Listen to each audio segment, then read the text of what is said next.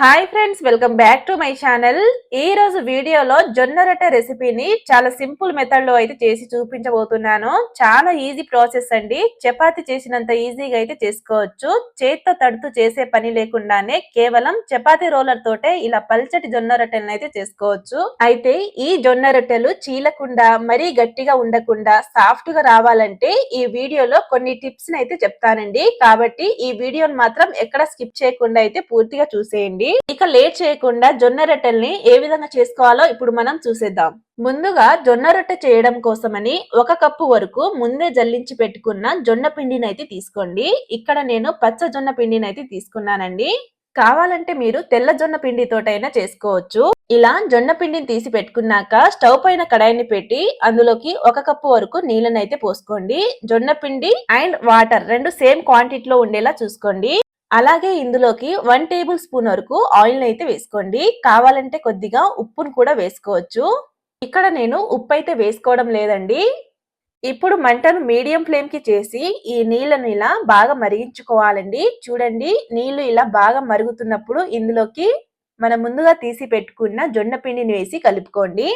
నీళ్ళలో జొన్న పిండిని వేసిన వెంటనే లేట్ చేయకుండానే కొంచెం ఫాస్ట్ గానే కలుపుకోవాలి. పిండిని కలిపేటప్పుడు మంటను మీడియం ఫ్లేమ్ లో ఉంచి కలుపుకోండి.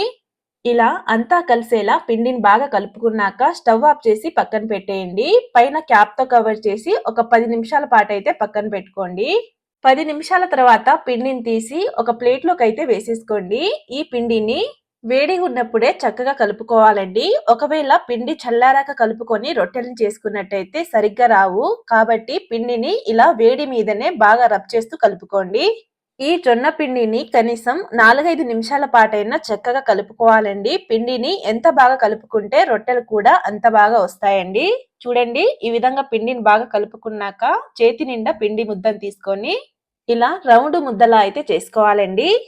మిగిలిన పిండి డ్రై అవ్వకుండా ఉండేందుకు బౌల్ లేదా క్లాత్ తో కవర్ చేసి పక్కన పెట్టేయండి. ఇప్పుడు ఫ్లోర్ పైన అలాగే పిండి ముద్దపై కొద్దిగా పొడి పిండి చల్లి ఇలా వీడియోలో చూపించిన విధంగా అయితే చేసేసుకోండి. ఇప్పుడు చపాతీ రోలర్ ని తీసుకొని వీడియోలో చూపించిన విధంగా అయితే ఒత్తుకోవాలండి. అయితే ఈ జొన్న రొట్టెను మరీ గట్టిగా ఒత్తకుండా కొంచెం స్మూత్ గా అయితే ఒత్తుకోండి. చపాతీ చేసినట్టు గట్టిగా కాకుండా కొంచెం స్మూత్ గా అయితే ఒత్తుకోవాలండి. చూడండి, ఇలా ఈ జొన్న రొట్టెను వీలైనంత పల్చగా అయితే ఒత్తుకోండి. చూడండి, ఇలా రోటీస్ ని పల్చగా ఒత్తుకున్నాక ఇవి చక్కగా రౌండ్ షేప్ లో కనిపించడానికి ఇప్పుడు ఇలా కట్స్ ఉన్న క్యాప్ లేదా ప్లేట్ ని తీసుకొని వీడియోలో చూపించిన విధంగా అయితే గట్టిగా ప్రెస్ చేసి తీసేయాలండి. ఇలా చక్కగా రౌండ్ షేప్ లో కట్ చేసుకున్నాక ఎక్స్ట్రా పిండిని అయితే తీసేసేయండి. తీసిన పిండిని పడేయకుండా మళ్ళీ సాఫ్ట్ గా కలుపుకొని చక్కగా రోటీస్ అయితే చేసుకోవచ్చు. ఇప్పుడు ఒకసారి జొన్న రొట్టెను తీసి సైడ్స్ కున్న పిండినంతా దగ్గర చేసుకొని మళ్ళీ చపాతీ రోలర్ తోటి సమానంగా ఒత్తుకోవాలండి. చూడండి, ఇక్కడ చూపించిన విధంగా అయితే ఇలా పల్చగా ఒత్తుకోవాలి. ఇలా ఈ జొన్న రొట్టెను చపాతీ అంతా పల్చగా చేసుకున్నాక ఇలా చేత్తో తీసి బాగా వేడవుతున్న పెనం మీద అయితే వేసేసుకోవాలి. రొట్టెను పెనం పైన వేసిన వెంటనే తడిగుడ్డ తీసుకొని ఇలా వీడియోలో చూపించిన విధంగా అయితే రొట్టె అంతా తడుపుకోవాలండి. ఇలా పైనుంచి నీళ్ళను తడపడం వల్ల రొట్టె అనేది గట్టి పడకుండా అలాగే పిండి పిండి ఉండకుండా చాలా సాఫ్ట్ గా అయితే ఉంటుందండి. ఇప్పుడు ఇలా రొట్టె పైన ఉన్న నీరు కొద్దిగా డ్రై అయినాక ఇంకో వైపు తిప్పి కాల్చుకోవాలండి. ఇలానే రెండు వైపులా చక్కగా కాల్చుకోవాలండి. అయితే ఈ జొన్న రొట్టెలను ఓన్లీ హై ఫ్లేమ్ లో మాత్రమే కాల్చుకోవాలి. ఇలా రెండు వైపులా తిప్పి కాల్చుకున్నాక కొద్దిసేపటి తర్వాత ఇలా చక్కగా పొంగుతూ వస్తాయండి. చూడండి, ఇలా చక్కగా కాల్చుకున్నాక తీసి ఒక క్లాత్ మీద అయితే వేసేసుకోండి. ఇదే విధంగా మిగిలిన జొన్న రొట్టెల్ని కూడా చక్కగా ఇదే విధంగా చేసేసుకోండి.